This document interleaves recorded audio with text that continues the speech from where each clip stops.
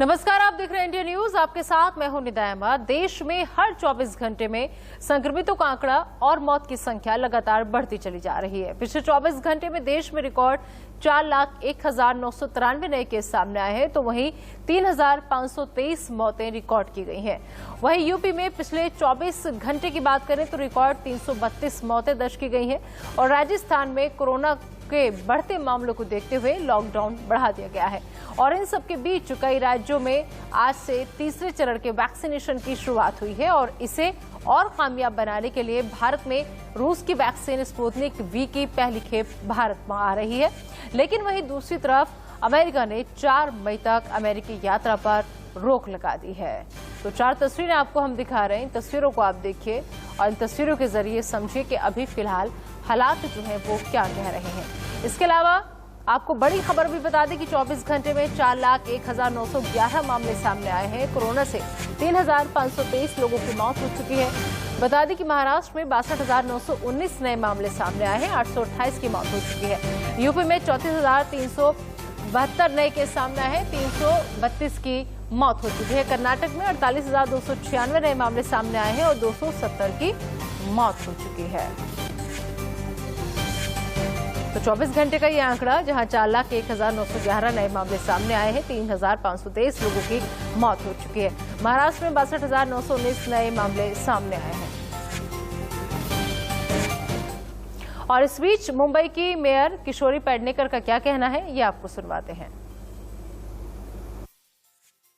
पूरे देश में फेज 3 वैक्सीनेशन ड्राइव शुरू है। ऐसे कई राज्य हैं जो बताते हैं कि किल्लत है वैक्सीनेशन की, और उन्हीं में से एक महाराष्ट्र राज्य भी है जो वैक्सीनेशन ड्राइव सिर्फ टोकन के लिए आज शुरू कर रहा है, क्योंकि एक्चुअली में वैक्सीनेशन अवेलेबल नहीं है। नहीं, एक तो वैक्सीनेशन आज भी अपने को जो आ रहे वो इससे आ रहे हैं केंद्र से, और अपने को जैसा जैसा वैक्सीनेशन की उपलब्धता होगी वही हम करेंगे वैसे। और आज प्राथमिक स्वरूप से 1 मई का दिन है जो महाराष्ट्र में महाराष्ट्र दिन करके मनाया जाता है। तो आज प्राथमिक स्वरूप से जिसका कोविन ऐप पे रजिस्ट्रेशन हुआ है और उनको लघु मैसेज भी गया है, उनको ही वैक्सीनेशन होगा, उनका ही। मेरा रजिस्ट्रेशन नहीं हुआ है, मुझे मैसेज नहीं आया है और मैं चला गया, तो ऐसे अभी वैक्सीनेशन देंगे नहीं, क्योंकि ऐसी ही भीड़ बढ़ रही है। तो मुझे लगता है जिसके लिए हम ले रहे हैं, कोरोना से बाधित नहीं होने के लिए वैक्सीनेशन है, तो हम कोरोना का बाधित होने के लिए जाएंगे, तो मुझे लगता है हम खुद के ऊपर खुद अन्याय कर रहे हैं। ये बात सही है मैम। हम देखते हैं कि जगह जगह पे क्राउड बहुत बढ़ते जा रहा है। मैम, आज का आप थोड़ा सा हमें ग्राफ बताएं कि 5 सेंटर्स में खुले हैं, क्या टाइमिंग होना है और आगे फिर नॉर्मल जो वैक्सीनेशन ड्राइव है कैसे शुरू होगी? आज दोपहर 1 बजे से वो काम चालू होगा। 18 ईयर्स एंड 44 ईयर के लोगों के लिए हर एक सेंटर, जो मुंबई में 5 सेंटर बनाए हैं, एक नायर हॉस्पिटल है, एक ऊपर है, एक राजावाड़ी है, एक 7 हिल हॉस्पिटल है और जंबो बीकेसी, ऐसे 5 जगह में दोपहर 1 बजे के या 12 बजे से ये वैक्सीनेशन चालू होगा। जिसको और इस खबर पर ज्यादा बातचीत के लिए आइए सीधा रुक कर लेते हैं मुंबई का, जहां से हमारे संवाददाता उर्वशी इस वक्त हमारे साथ जुड़ चुके हैं। उर्वशी, जिस तरीके से हालात लगातार बेकाबू हो रहे हैं, फिलहाल अगर करंट सिचुएशन की बात करें तो वहां पर क्या स्थिति है और वैक्सीनेशन को लेकर के मुंबई कितनी तैयार आज से नजर आ रही है? देखिए, हम आपको बता दें कि अगर मुंबई और महाराष्ट्र की बात करें तो सबसे पहले क्योंकि वैक्सीनेशन की किल्लत है, वैक्सीनेशन उतनी अवेलेबल नहीं है जितनी होनी चाहिए, तो पहले ये बात बाहर आ रही थी कि कैसे 3 दिन जगह जगह पे वैक्सीनेशन नहीं होगा। पुणे में अगर हम देखें तो डिप्टी चीफ मिनिस्टर जो है अजीत पवार, उन्होंने बताया कि वैक्सीनेशन ड्राइव, क्योंकि वैक्सीनेशन डोसेजेस इतने अवेलेबल नहीं है, तो वैक्सीनेशन ड्राइव जो है फुल फ्लेजेडली नहीं होगा। वहीं अभी फिलहाल हम राजावाड़ी अस्पताल के बाहर हैं, जहाँ पे लोगों की लाइन लगी है। 200 लोगों को यहाँ पे बुलाया गया, उन 200 लोगों को मैसेजेस भेजे गए हैं और बहुत स्ट्रिक्टली कोविन एप्लीकेशन के द्वारा रजिस्ट्रेशन के थ्रू ही लोगों को यहाँ पे अलाउ किया जा रहा है। और वॉक इन वैक्सीनेशन ड्राइव जो एक चल रही थी पहले मुंबई में और महाराष्ट्र के कुछ जगहों पे, वो अभी 18+ वाले फेज में स्ट्रिक्टली अभी तक के लिए मना किया है बीएमसी ऑफिशियल्स ने। मतलब आप सिर्फ रजिस्ट्रेशन अगर करके आते हो और वॉकिंग चले जाओगे तो अलाउड नहीं है। आपका अपॉइंटमेंट होना बहुत जरूरी है, आपका वेन्यू ऑफ सेंटर होना बहुत जरूरी है। ठीक है, बहुत बहुत शुक्रिया इस तमाम जानकारी के लिए आपका। आप अपना भी बेहद ख्याल रखें, क्योंकि ऐसे वक्त में मजबूरी है, बाहर निकलना है, लोगों तक खबरें पहुंचानी है, लेकिन अपना भी बहुत ख्याल रखें। तो चलिए, डॉक्टर हमारे साथ जुड़ चुके हैं। जैसे कि लगातार इंडिया न्यूज आपके लिए लेकर आता है कोविड ओपीडी, जिसके जरिए हमारी कोशिश होती है कि आपके जो सवाल हैं, जिनको आप घर बैठे डॉक्टर से सलाह मशवरा चाहते हैं, आप वो सवाल हमसे पूछें। लगातार नंबर स्क्रीन पर हम अपना दे रहे हैं, आप उन नंबर्स को डायल कीजिए और जो भी सवाल है आपके मन में, डॉक्टर यहाँ मौजूद हैं, उनसे आप अपने सवालों का समाधान पा सकते हैं। नंबर लगातार फ्लैश कर रहे हैं 011 और 61362014 पर आप हमें कॉल कर सकते हैं और अपनी समस्या का समाधान पा सकते हैं। आइए मैं सबसे पहले आपका तारुफ डॉक्टर से करा देती हूँ। हमारे साथ डॉक्टर आशीष चौधरी, जो कि मैनेजिंग डायरेक्टर हैं आकाश हेल्थ केयर के, वो जुड़ चुके हैं। बहुत बहुत स्वागत है आशीष चौधरी सर आपका इंडिया न्यूज पर। सर, सबसे पहले मैं एक चीज समझना चाहूंगी, आप लोगों को सैल्यूट भी करना चाहेंगे, क्योंकि ऐसे वक्त में आप लोग, हम ही लोग हैं जो लोगों तक या लोगों की मदद के लिए खड़े हैं, फ्रंटलाइन वर्कर। लेकिन जो समस्या आ रही है लोगों के सामने, वो ये आ रही है कि अब नए नए लक्षण लोगों को नजर आ रहे हैं। लोग समझ नहीं पा रहे हैं कि आखिर हम करें तो क्या करें, या फिर इस बीमारी में, क्योंकि अगर नॉर्मल फीवर भी आ रहा है तो लोग इतने ज्यादा पैनिक हो जा रहे हैं, क्योंकि उन्हें डर है। चारों तरफ जो तस्वीरें देख रहे हैं, जो खबरें वो सुन रहे हैं, उसको लेकर भयानक मंजर देखकर वो लोग परेशान हैं। ऐसे में सबसे पहले मैं आपसे एक चीज ये जानना चाहूंगी कि अगर किसी को नॉर्मल भी फीवर है तो उसे कब तक टेस्ट कराने का वेट कराना चाहिए, या फिर तुरंत अगर हल्का सा भी फीवर आ रहा है तो हालात ऐसे कि तुरंत टेस्ट हमें करा लेना चाहिए? सिर्फ नॉर्मल फीवर पे एकदम से ये सोचना कि कोविड हो गया है, वो चीज नहीं करना चाहिए। हमें फीवर के बहुत सारे और कॉमन रीजंस हैं, कॉमन कारण है, उन चीजों को भी दिमाग में रखना चाहिए। और अगर ऐसे फैक्टर्स हैं जैसे फीवर के साथ साथ पेशेंट को सांस की दिक्कत हो रही है, या उन्होंने कभी उसका ऑक्सीजन चेक किया कम आ रहा हो, या आसपास फैमिली में ऐसा मेंबर है जो अभी कोविड डिटेक्ट हुआ है और वो प्रॉक्सिमिटी में रहता है, और फीवर लगातार 2-3 चलता जा रहा है, ऐसे केस में ये शुरू करना चाहिए। आज के जैसा माहौल चल रहा है, बट हाँ, सिर्फ छोटा एक फर्स्ट डे फीवर आया और फटाफट हॉस्पिटल में एडमिट होने के लिए आते हैं, आई थिंक वो सिचुएशन काफी लोग पैनिक में आते हैं। फिर हम उनको एग्जामिन चेक करते हैं, सिम्टम्स पूछ के फिर डिसाइड करते हैं कि वाकई उनको कोविड टेस्ट की जरूरत है या नहीं है। क्योंकि जो सीरियस पेशेंट है कोविड के, जिनको एक्चुअली में हॉस्पिटलाइज की जरूरत है, अगर वो उनको बेड नहीं आएगा तो सिंपल केस में अगर पैनिक मोड हॉस्पिटल में आए तो और मॉडरेट केस वाले पेशेंट्स को एंटरटेन नहीं कर पाएंगे। ठीक है, एक कॉलर हमारे साथ जुड़ गए दिल्ली से, उनका रुख कर लेते हैं। जी, स्वागत है आपका इंडिया न्यूज पर। पूछिए अपना सवाल, क्या जानना चाहती हैं आप? मैडम, मेरी ना प्रेगनेंसी है 3rd+। मुझे 24 तारीख को मेरी रिपोर्ट आई थी, इसमें मुझे पता चला था कि मैं RT-PCR मेरा पॉजिटिव है। वैसे मुझे कोई प्रॉब्लम नहीं है, मैं वैसे होम आइसोलेट हूँ, लेकिन मेरा ना जो टेम्परेचर है वो थर्मामीटर में 99.43 ऐसे आ रहा है। तो मुझे कंफर्म करना है कि ये फीवर में आता है या नॉर्मल टेम्परेचर में आता है। ठीक है, डॉक्टर आशीष। तो ये हल्का बुखार जो आपको आ रही है उस कोविड पॉजिटिविटी की वजह से आ सकता है, और अच्छा बात यह है कि और कुछ सिम्टम नहीं, तो उम्मीद है कि नेक्स्ट 5 डेज में ग्रेजुअल ये फीवर जो फीवर है ये भी अनरिकॉर्डेबल हो जाएगा। अपनी बेसिक जो ट्रीटमेंट है घर के हैं, और सिंपल जो क्रोसिन टैबलेट है वो हम प्रेगनेंसी में भी यूजुअली ले लेते हैं, उस तरीके का घर का इलाज वो करते हैं। कहीं पर भी डाउट लगे कि आपका ऑक्सीजन डाउन हो रहा है या ब्रीथिंग इश्यू हो रहा है तो डेफिनेटली आप प्रेग्नेंट हैं, इसलिए हॉस्पिटल को एडवाइस देना जरूर है। बट जब तक कोई सिम्टम नहीं है और घर पे सारा मेंटेन है तो आप के बुखार घर पे सकते हैं। कोई भी सिम्टम आता है तो आप तरफ एक सलाह लीजिए। जी, तो उम्मीद है कि आपको आपके सवाल का जवाब मिल गया होगा। देश दुनिया के मशहूर डॉक्टर सिर्फ इंडिया न्यूज़ पर आपको मिलेंगे। आपके मन में भी कोई अगर सवाल है, जो हमारा ये भी शो देख रहे हैं, तो आप दिए गए नंबर्स पर हमें कॉल कर सकते हैं और आपके मन में जो भी सवाल है उसका जवाब आप ले सकते हैं। क्योंकि ऐसे वक्त में हम समझ सकते हैं कि मुश्किल वक्त है, अस्पताल जाना हर किसी के लिए आसान नहीं है। तो लिहाजा आपकी परेशानियों को समझते हुए इंडिया न्यूज़ रोजाना कोविड ओपीडी लेकर आता है आपके लिए, डॉक्टर्स का पैनल बिठाता है ताकि आप घर बैठे सलाह मशवरा डॉक्टर से ले पाएं। तो हमारे साथ लगातार डॉक्टर आशीष चौधरी जुड़े हुए हैं, उनका एक बार फिर से रुख कर लेते हैं। सर, ऐसे वक्त में कि जब वैक्सीनेशन की बात हो रही है कि आज से 18+ के लोगों को भी टीकाकरण जो है वो हो जाएगा, क्या लग रहा है सर, ये जो वैक्सीनेशन की बात है, एक डॉक्टर होने के नाते आप इसे कैसे देख रहे हैं वैक्सीनेशन को? क्या इससे वाकई में कोविड जो है वो पूरा खत्म हो जाएगा, या फिर अगर वैक्सीनेशन के बाद कोविड होगा भी, कोरोना होगा भी, तो उसका असर कम होगा? ये तो हमने उन सारे वर्कर्स में देखा जिन्होंने दोनों प्रॉपर लगवाई, टाइम तक इतना एक्सपोजर नए पेशेंट्स का होगा। कुछ डॉक्टर्स और नर्सिंग स्टाफ को हल्का बहुत बुखार भी हुआ, पर वो बहुत ही जल्दी रिकवर कर गए। तो कहीं वैक्सीन का फायदा तो हमें नजर आ रहा है, और बहुत सारे लोगों ने अपनी एंटीबॉडी भी चेक कराई तो वो काफी एंटीबॉडी पाई गई, जिससे प्रोटेक्टिव एक्शन एक हो रहा है। बिल्कुल। कुछ ऑडियो में दिक्कत है, डॉक्टर से आगे जुड़ने की कोशिश करेंगे, लेकिन आइए इस बीच आपको हम बता दें कि पिछले 10 दिन में केस जो है वो कितने आए हैं। दरअसल केस 3 लाख के पार पहुंचे पिछले 10 दिन में। 21 अप्रैल को ये आंकड़ा आता है 3,15,000 का। 22 अप्रैल को ये बढ़कर हो जाते हैं 3,32,000।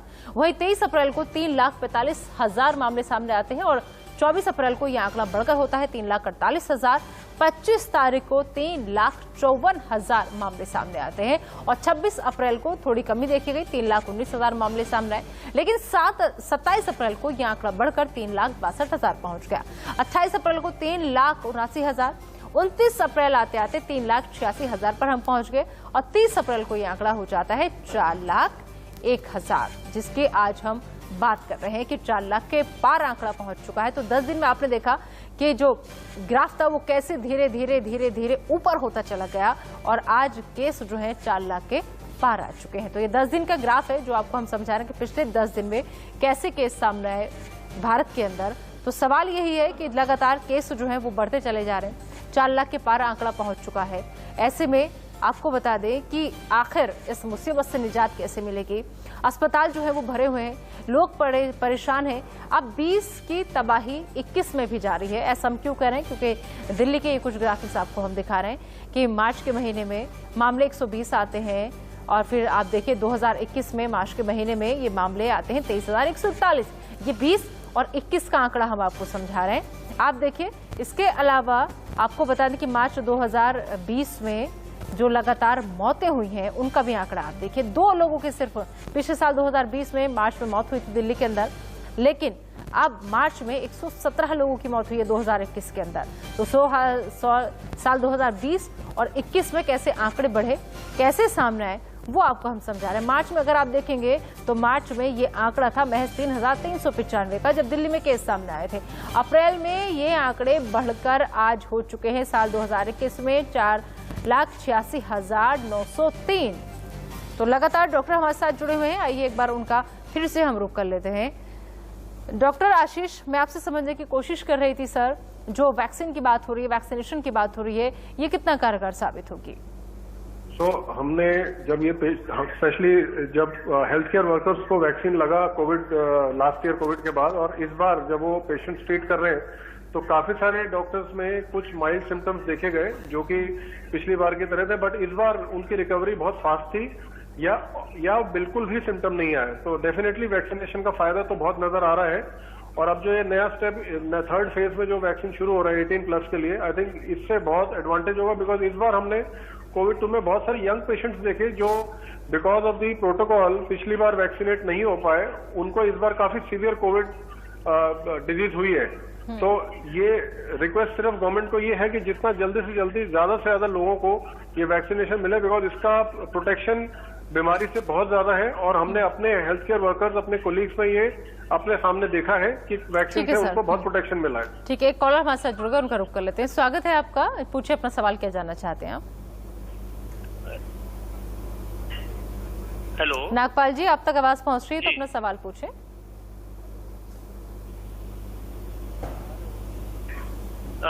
ना देहरादून से मैं बोल रहा हूँ। हम 4 लोग हैं फैमिली में। चारों लोग हम पॉजिटिव थे। 21 को हमारी टेस्ट हुआ था। मैं, बेटा, बेटी और वाइफ। बेटे का और बेटी का और मेरा तबीयत काफी ठीक है, और वाइफ थोड़ी सी थी, उनको कुछ ना खाना पीना हजम अच्छा नहीं लग रहा खाने को। दूसरा हमारा सवाल है कि हम कब टेस्ट कराएं कि हमें पता लगे कि हम कब नेगेटिव हो गए हैं। 21 तारीख को हमारी पॉजिटिव की रिपोर्ट आई थी चारों की। हम चारों के चारों होम आइसोलेशन में थे। I thanks to Uttarakhand all this medical people, doctor, जिन्होंने बार बार हमें फोन करके, उधर से फोन आता था हमें जानने के लिए कि आपको कोई और प्रॉब्लम तो नहीं है। ऑक्सीमीटर ये सब उन्होंने हमारे घर भेजा, मेडिसिन हमारे घर भेजी उत्तराखंड गवर्नमेंट ने। मैं उनका बहुत बहुत धन्यवाद करता हूँ। एक डॉक्टर साहब से मुझे ये आखिर में पूछना था कि ऑक्सीजन और प्लाज्मा, ये दोनों की कब जरूरत की वो पड़ती है?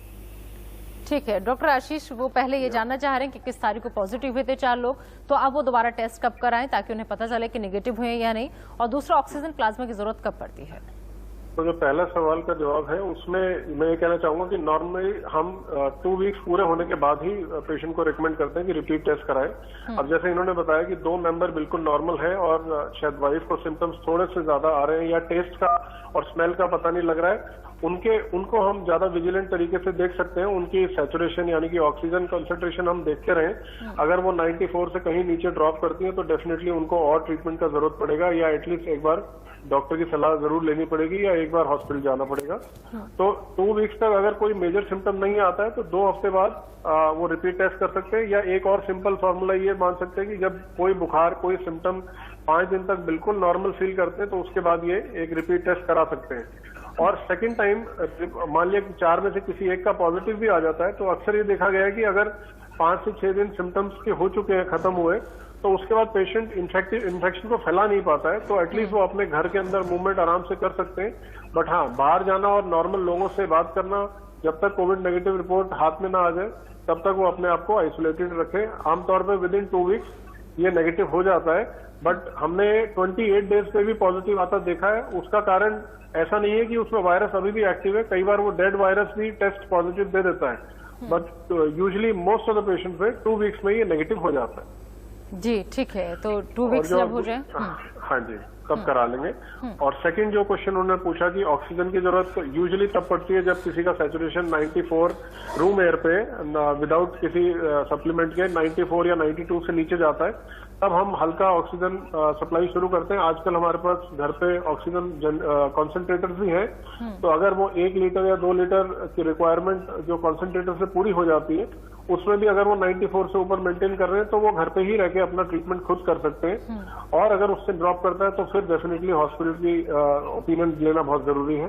दूसरा, प्लाज्मा एक बहुत ही एक्सपेरिमेंटल कंट्रोवर्शियल ट्रीटमेंट है। सब में वो सेम इफेक्ट नहीं देता है और सबको अलग अलग स्टेजेस पे लोग देते हैं, बट यूजुअली हमने इस वेव में, सेकंड वेव में, प्लाज्मा का यूजेज बहुत ही कम देखा है और उसमें इतना इफेक्ट या इतना बेनिफिट नजर आना कम हो गया, बिकॉज बहुत सारे पेशेंट्स मिले ही, डोनर ही बहुत कम थे, क्योंकि जो 4-5 महीना जो बीच में निकला उसमें कोई डोनर, एलिजिबल डोनर्स कम बचे, इस वजह से डोनेशन ज्यादा हुई नहीं और प्लाज्मा ट्रीटमेंट कम यूज हुआ है। ठीक है, अगली कॉलर और हमारे साथ जुड़ चुके हैं दिल्ली से, उनका रुख कर लेते हैं। स्वागत है आपका, पूछिए अपना सवाल, क्या जानना चाहती हैं आप? हेलो जी, पूछिए अपना सवाल, क्या जानना चाहते हैं? हाँ जी, एक्चुअल में क्या है, 3 अप्रैल को ये लगवाई थी वैक्सीन। हेलो जी जी, आपकी आवाज आ रही है, पूछे। 3 अप्रैल को वैक्सीन लगवाई थी, तो अभी 7-8 दिन से जो है ना वो दाने दाने निकल गए शरीर में और खुजली होती है काफी। ठीक है डॉक्टर आशीष, ये किस वजह से हो रहा है? वैसे तो आप देखें 3 अप्रैल को लगाया और इनको एलर्जिक जो रिएक्शन ये बता रहे हैं वो अभी 5-7 दिन पहले ही हुआ है।